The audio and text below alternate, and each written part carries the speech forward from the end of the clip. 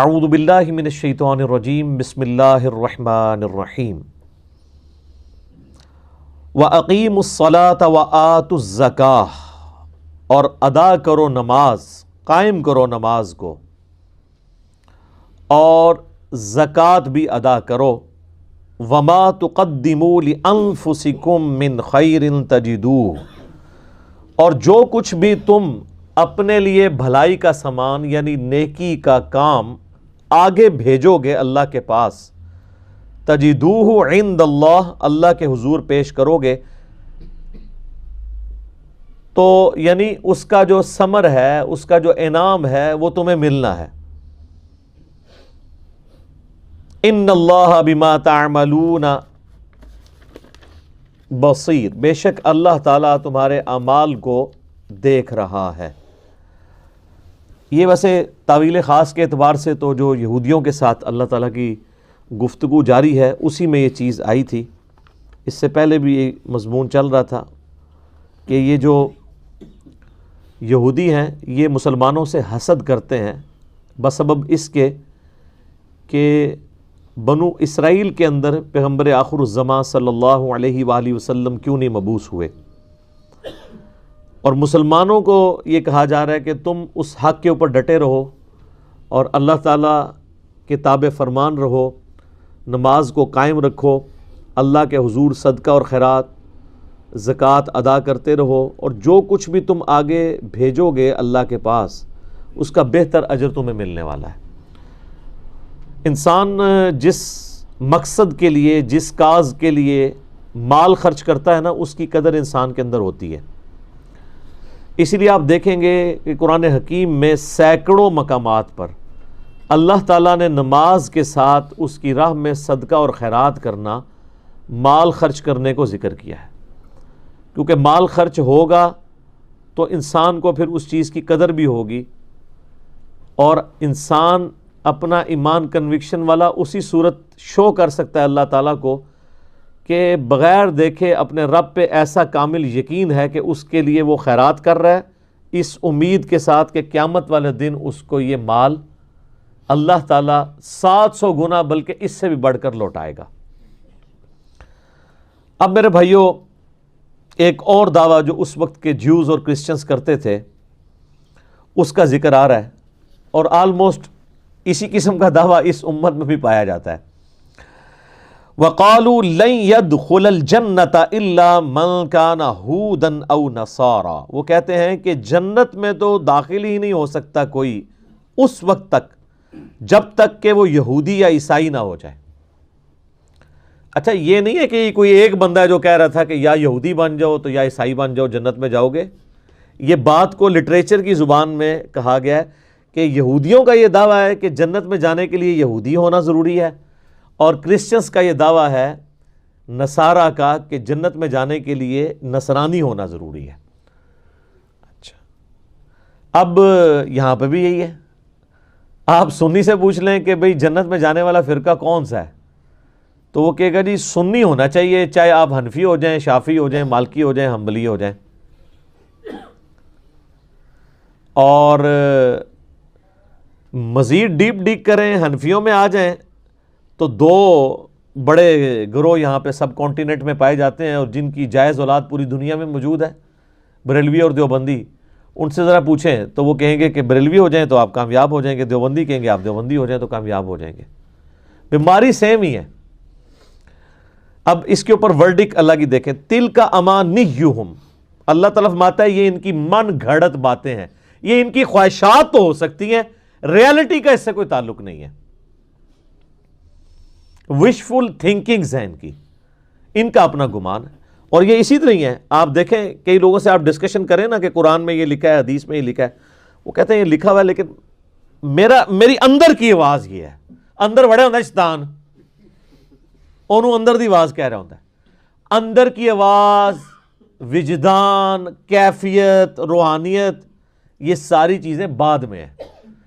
جس بندے کے دماغ میں گیئر ہی الٹا لگا ہوا ہے وہ اس کو روحانیت سمجھ رہا ہوگا۔ تو روحانیت کا فیصلہ، سچائی کا فیصلہ کسی کی کیفیت پہ نہیں ہونا، کتابوں پہ ہونا ہے۔ ایک بندہ کہتا ہے جی مجھے مزہ آتا ہے کہ 2 × 2 5 ہوتے ہیں، تو آپ لیتے رہے مزہ. آپ جناب ہمیں آسمان پہ بھی چڑھ کے بتا دیں نا یہ بات منوانے کے لیے کہ 2 × 2 5 ہوتے ہیں، ہم نہیں مانیں گے. ہم کہیں گے جو ریالٹی ہو تو ریالٹی ہے. جادوگروں نے قوم فرعون کے سامنے سورہ طٰہٰ میں آتا ہے کہ رسیاں ایسی ان کے اوپر جادو کیا کہ وہ سانپ نظر آئیں، ان کو نظر بھی آ گئی. تو اس طرح یہ کرتب تو کوئی دکھا دے تو اس سے ریالٹی تو نہیں چھپ جاتی. تو اللہ فرماتا ہے یہ ان کی وشفل تھنکنگز ہیں. قُلْ هَاتُوا بُرْهَانَكُمْ إِن كُنتُمْ صَادِقِينَ. اے نبی تم فرماؤ کہ اگر تم سچے ہونا تو کوئی دلیل پیش کرو اپنی اس بات کے اوپر کہ جو یہودی اور عیسائی ہوگا وہی جنت میں جائے گا اور کسی کو جنت نہیں مل سکتی. یعنی وہ کہتے تھے مسلمانوں کے لیے تو جنت ہے ہی نہیں ہے. تو یہ نہ سمجھیے گا صرف یہود و نصارہ کے لیے ہے، قرآن رولز ہیں. آج اگر کوئی کہتا ہے نا جنت میں صرف بریلوی جائے گا یا صرف دیوبندی جائے گا یا صرف اہل حدیث جائے گا یا صرف شیعہ جائے گا، تو اسے کہ لائیں کہاں لکھا ہوا ہے یہ؟ تو آپ کا کیا خیال ہے کوئی دلیل لا سکتا ہے اس کے اوپر؟ کہیں پہ نہیں ہے لکھا ہوا. ہاں قرآن میں لکھا ہے جنت اس کے لیے ہے جو مسلمان ہے، جو مسلم ہے. یہ جنرل بات ہے. تو جب کوئی بھی فرقے کا ایک سٹرانچ قسم کا بندہ آپ کو یہ کہہ رہا ہوتا ہے نا کہ جنت میں صرف میرا فرقہ جائے گا، اس میں امپلائڈ ہوتا ہے کہ وہ باقی فرقوں کو کافر سمجھ رہا ہوتا ہے. ہاں کلیئر کٹ. اگر مسلمان سمجھ رہا ہو تو مسلمان کے بارے میں تو ایک مسلمان کا یہی عقیدہ ہے کہ وہ جنت میں جائے گا، عذاب بھگت کے ہی صحیح. یہ کوئی فرقے کا ریناؤنڈ مولوی کسی دوسرے فرقے کے لیے کبھی لکھ کے نہیں دے گا کہ یار یہ گمراہ ہیں، بدعتی ہیں، ایک نہ ایک دن عذاب بھگت کے جنت میں چلے جائیں گے. نیور. تو اس کا کیا مطلب ہے؟ یہ کہتے نہیں ہیں لیکن مانتے اپنے سوا سب کو کافر ہے. کہتے نہیں ہیں وہ پبلک پریشر کی وجہ سے، ڈر لگتا ہے ان کو. ورنہ تو یہ لکھ ہی دینا کہ یار چلو یہ دوسرے فرقے والا ہمارے نزدیک گمراہ ہے، اپنا عذاب بھی بھگتے گا، اللہ تعالیٰ اس کو سزا بھی دے گا اس کے عقیدوں کے اوپر، اینڈ پہ چھوڑ ہی دے گا یار کلمہ پڑا ہوا ہے. اچھا جب میں یہ باتیں کرتا ہوں تو کئی بیچارے بھولے والے ہمارے بھائی لکھتے ہیں نیچے کبھی کمنٹس کر دیتے ہیں یوٹیوب کی ویڈیو کے اوپر کہ جی میں ہے دیوبندی ہوں لیکن میرا عقیدہ ہے کہ بریلوی بھی اہل حدیث بھی جنت میں جائیں گے. یار تمہارے کہنے سے کیسے یہ عقیدہ ہم مان لیں گے جب تک دیوبندیوں کے علماء نہیں لکھ کے دیں گے. یہ بھی تمہارا بھی تل کا امانی ہوں میں، یہ تمہاری وشفل تھنکنگ ہے. کیونکہ دیوبندیت یا بریلویت یا اہل حدیثیت جس چیز کا نام ہے اس میں یہ نہیں ہوتا. ایک بندہ کہے کہ میں نعوذ باللہ ہے تو قادیانی ہوں لیکن میں غلام احمد قادیانی کو دجال سمجھتا ہوں، تو یہ اس کی سٹیٹمنٹ کتنی کنٹراڈکٹری ہے. بھئی تو قادیانی رہا ہی نہیں جب تو دجال سمجھتا ہے اس کو، تو پھر کیوں اپنے آپ کو اس کے ساتھ جوڑ رہا ہے؟ تو اگر تو اپنے آپ کہتا ہے میں فلاں فرقے سے ہوں تو اس فرقے سے پہلے علیحدہ ہو، کیونکہ اس فرقے کی یہ عقیدے نہیں ہیں. جو ہم کرسچنز کو کہتے ہیں if there is no crucifixion no Christianity. اگر حضرت عیسیٰ سولی نہیں چڑھے ہیں تو پوری عیسائیت دھڑام سے گر پڑے گی، کیونکہ وہ تو کھڑے اس کے اوپر ہیں کہ وہ سولی چڑھے اور ہمارے گناہوں کا کفارہ بن گئے. دھڑام سے نیچے گرنے کا مطلب یہ ہے کہ انہوں نے حضرت عیسیٰ علیہ السلام کی طرف غلط چیزیں منسوب کی ہوئی ہیں. تو اسی طریقے سے کوئی فرقہ بھی اسٹیبلش رہ ہی نہیں سکتا جب وہ یہ مان لے کہ دوسرے فرقے بھی جنت میں جائیں گے، کیونکہ سارے ہی تو اس حدیث کے اوپر کھڑے ہیں کہ ایک فرقے نے جنت میں جانا ہے اور وہ ہمارا ہے. کہانی بھی تو بہت بڑی ہوئی ہے نا نال. اچھا جی اب اللہ تعالیٰ سے سنیں. اللہ ان کو تو کہہ رہا ہے لاؤ دلیل کوئی، پھر اللہ تعالیٰ مطلب بلا کیوں نہیں، من اسلم وجہہ للہ وہو محسن. یہ ایک اور یونیورسل ٹروتھ آ رہا ہے. جو کوئی بھی مسلم ہو جائے، سر تسلیم خم کر دے اپنے اللہ کے لیے، وَهُوَ محسن، اور وہ نیکوکار بھی ہو، مخلص بھی ہو، فَلَهُ أَجْرُهُ عِنْدَ رَبِّهِ، تو اس کے لیے اس کے رب کے حضور اجر ہے. وَلَا خَوْفٌ عَلَيْهِمْ وَلَا هُمْ يَحْزَنُونَ، اور نہ اسے قیامت والے دن کوئی خوف ہوگا نہ کوئی غم ہوگا. تو اللہ تعالیٰ نے یہود و نصارہ کو یہ جواب دیا کہ یہودی یا عیسائی ہونے سے، یعنی کسی پیغمبر کے ساتھ اپنی نسبت کر لینے سے کوئی شخص جنت میں نہیں جائے گا، بلکہ جنت میں وہ جائے گا جو پیغمبروں کی تعلیمات پر عمل کرے گا. اور پیغمبروں کی تعلیمات کیا ہیں؟ من اسلم وجہہ للہ، سر تسلیم خم کرو اللہ کے لیے۔ ایک بندہ حضرت عیسیٰ سے نسبت تو جوڑے ہوئے ہے، لیکن حضرت عیسیٰ کو اللہ کا بیٹا کہہ کے شرک کر رہا ہے، تو اس نے سر تسلیم حضرت عیسیٰ کے سامنے جھکایا ہی نہیں، ان کی تعلیمات کے سامنے، نہ اللہ کے سامنے۔ اب ایک اور ان کی سٹیٹمنٹ آ رہی ہے جو بڑے ذوق و شوق سے وہ دیتے تھے، وقالت الیہود لیست النصارى علی شیء، یہودی کہتے ہیں عیسائیوں کی تو کوئی بنیاد ہی نہیں ہے، کسی شے پہ نہیں کھڑے، اے تو فارغ نے۔ وقالت النصارى لیست الیہود علی شیء، اور نصارہ کہتے ہیں یہودیوں اے فضول، ایک کوئی فرقہ ہے؟ تو اس کو میں آج کے دور میں کہتا ہوں، بریلوی کہتے ہیں دیوبندی تو شاہی کوئی نہیں، دیوبندی کہتے ہیں بریلوی کوئی شاہ نہیں، یہی کہتے ہیں نا۔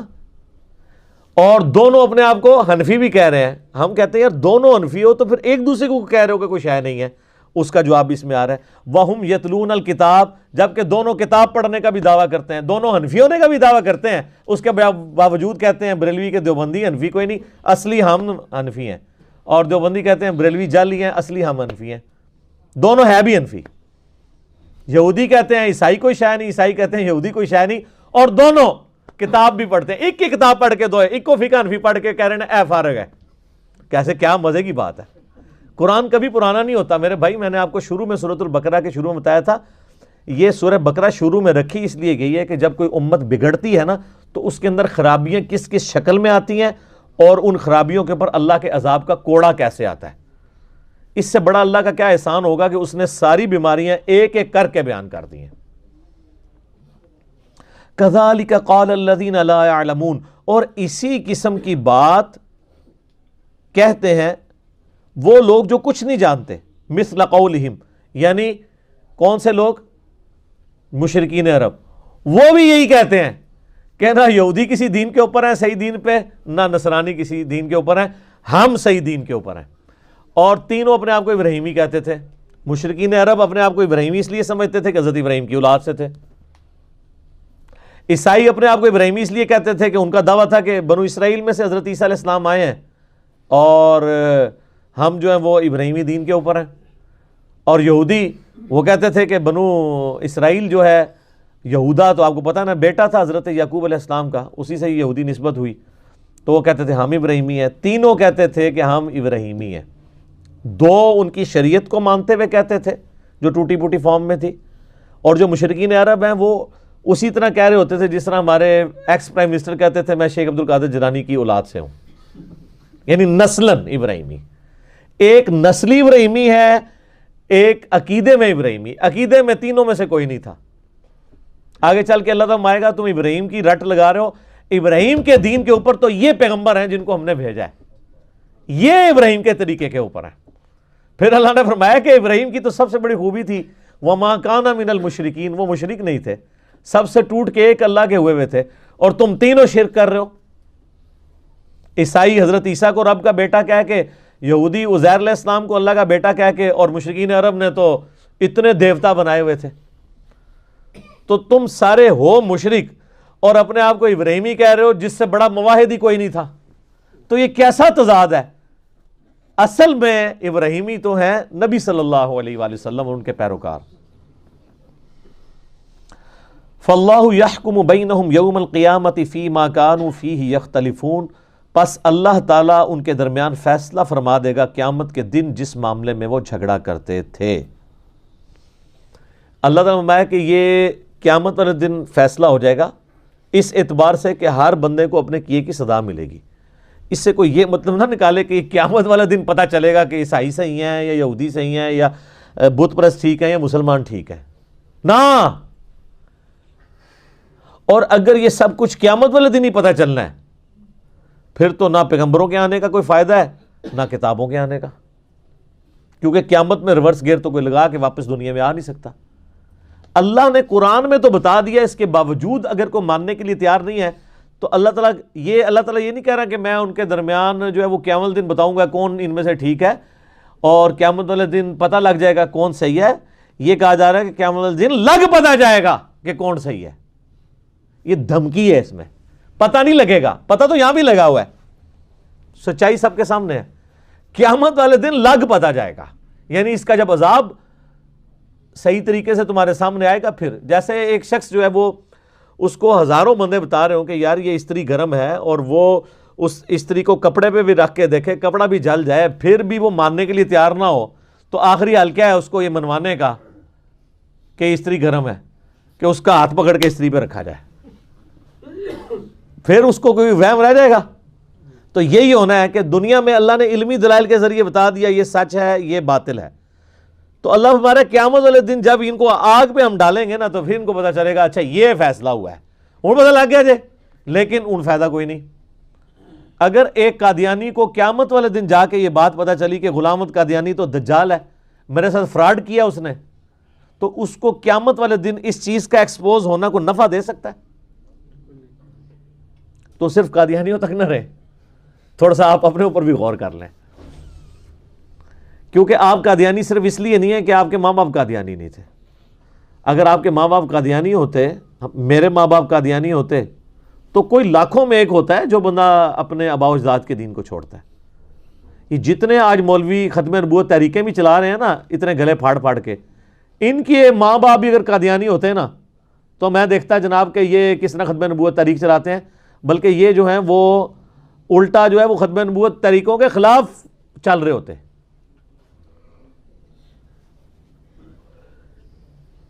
تو سر پھر اس میں ہم اسی لیے تو عرض کرتے ہیں کہ مرنے سے پہلے اے مسلمان کر لے اس پہ غور، کتابوں کا خدا اور ہے بابوں کا خدا اور. کیوں؟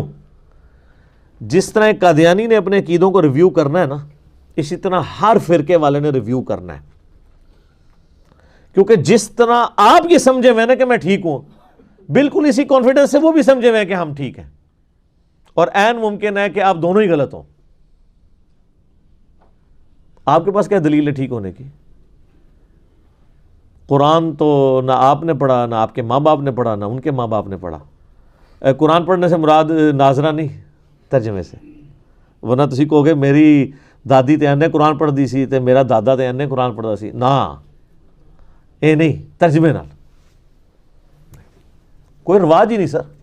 اچھا لوگ پرانے زمانے کو یاد کر کے نا بڑا خوش ہوتے ہیں، کہتے ہیں جی بڑا چنگا دور سی جی. میں کہتا ہوں سر اسلامک ہسٹری نے صحابہ تابعین کے بعد جو متبرک دور یہ دیکھا ہے نا، اسلام نے اس سے بہتر دور نہیں دیکھا. آپ لاکھ پرانی چیزوں کے اوپر جو ہے وہ خوش ہوتے رہے، لوگ اپنے بچپن کے دنوں کو یاد کر کے خوش ہو رہے ہوتے ہیں کہ جی کیا بچپن اچھا ہوتا تھا، یہ کرتے تھے. اور میں جب اپنے ماضی کی طرف دیکھتا ہوں تو میں کہتا ہوں اللہ معافی دے کہ ہم لوگ اتنی گمراہی کے اندر تھے. مر جاتے تو کیا ہوتا؟ تو پہلے بھی یہی تھا. یہ بالکل جھوٹ بولتے ہیں جو کہتے ہیں پہلا وقت اچھا تھا. یہ وقت اس لیے اچھا ہو گیا کہ اب یہ پھر قرب قیامت کے قریب دوبارہ نشست ثانیہ ہونی ہے نا، تو ریورس گیئر لگا ہوا ہے. ورنہ آپ میں سے کوئی کہہ سکتا ہے کہ جیسے جیسے نبی علیہ السلام سے زمانہ دور ہو رہا ہے تو برائی عام ہو رہی ہے، لیکن چونکہ اب دوسری طرف اب نشست ثانیہ ہونی ہے تو ریورس شروع ہو گیا. لوگ کہتے ہیں پہلے وقت تھا. میں ان کو کہتا ہوں آپ نے اللہ کو جان دینی ہے، ایمانداری سے بتائیں آج جتنی بچیاں نقاب کر رہی ہیں اور برقع پہن رہی ہیں، اپنی ذرا ماؤں بہنوں سے پوچھیں، دادیوں سے پوچھیں کہ اس زمانے میں وہ برقع پہنتی تھی؟ تو پھر کیوں اس زمانے کو یاد کر کے آپ لوگ اس کی تعریف کرتے ہیں؟ رواج ہی کوئی نہیں تھا. آج بھی گاؤں ایریا میں چلے جائیں مجھے دکھائیں کتنی عورتیں برقع پہنتی ہیں، کوئی نہیں. آئے اسلام آباد کے کسی کالج کے باہر کھڑے ہوں، ہزاروں بچیاں آپ کو نقاب پوش نظر آئیں گی. یہ مبارک دور تو کبھی دیکھا ہی نہیں ہے اسلام نے، جو آج کا دور ہے. اور یہ چینج کیوں آئی ہے؟ دنیاوی تعلیم کی وجہ سے. دنیاوی تعلیم نے لوگوں کو مجبور کیا کہ وہ دین کو پڑھیں. دینی تعلیم تو پہلے بھی کوئی نہیں تھی. جنہوں نے قرآن اور بخاری کا ترجمہ نہیں ہونے دیا انہوں نے دینی تعلیم کہاں سے آنے دینی تھی؟ یہ دنیاوی تعلیم آئی، اس کی وجہ سے لوگوں نے پھر دین کو سٹڈی کرنا شروع کیا، اور آج آپ کو برکات نظر آ رہی ہے الحمدللہ.